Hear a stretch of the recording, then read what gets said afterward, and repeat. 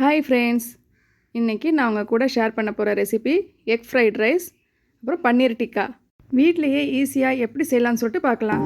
அதுக்கு முன்னாடி நம்ம ஜமி குக்கிங் சேனலை மறக்காமல் லைக் பண்ணுங்கள், ஷேர் பண்ணுங்கள், சப்ஸ்கிரைப் பண்ணுங்கள்.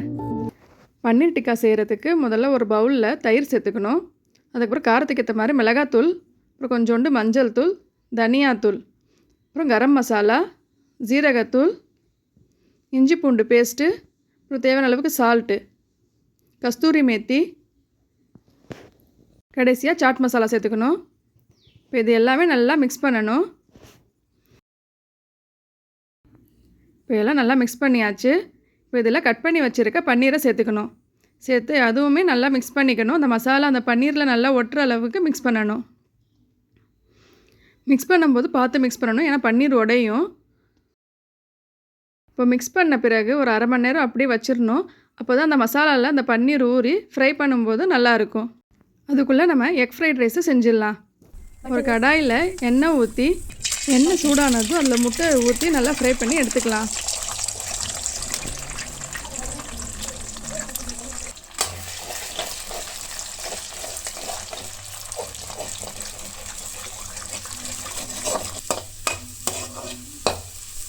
ஒரு பாத்திரத்தில் மாற்றிக்கலாம்.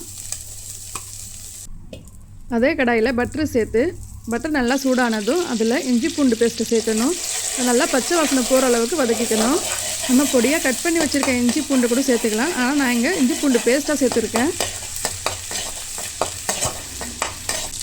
இப்போ இதில் கட் பண்ணி வச்சுருக்க வெங்காயம் சேர்த்துக்கணும். வெங்காயம் வதக்கியாச்சு. இப்போ பொடியாக கட் பண்ணி வச்சுருக்க கேரட், பீன்ஸ், குடமிளகாய் இது மூணுமே சேர்த்து நல்லா வதக்கிக்கணும்.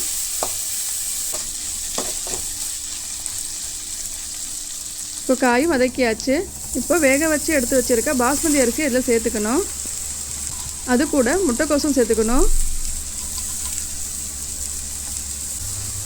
சோயா சாஸ்,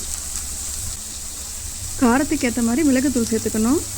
அப்புறம் தேவையான அளவுக்கு உப்பு சேர்த்துக்கணும். அது கூட ஃப்ரை பண்ணி வச்சுருக்க முட்டையும் சேர்த்துக்கணும். இது எல்லாமே நல்லா மிக்ஸ் பண்ணி விடணும். எல்லாமே சேர்த்து மிக்ஸ் பண்ணும்போது பார்த்து நிதானமாக மிக்ஸ் பண்ணணும், ஏன்னா ரொம்ப போட்டு கிளறும் போது அந்த ரைஸ் உடையும்.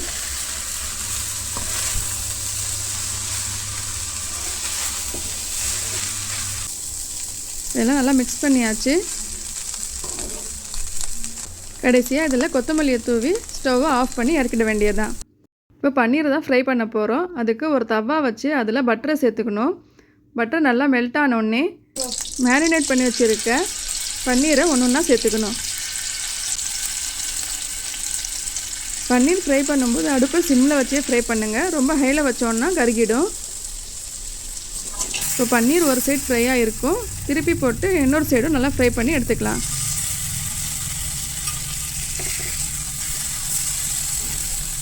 பசங்களுக்கு ஒரே மாதிரி செய்யாமல் லஞ்ச் பாக்ஸுக்கு இது கூட செஞ்சு நம்ம பேக் பண்ணி அனுப்பலாம்.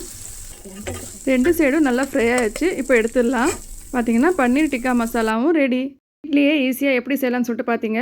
உங்களுக்கு இந்த வீடியோ பிடிச்சதுன்னா மறக்காமல் லைக் பண்ணுங்கள், ஷேர் பண்ணுங்கள், சப்ஸ்கிரைப் பண்ணுங்கள். தேங்க்யூ ஃபார் வாட்சிங்.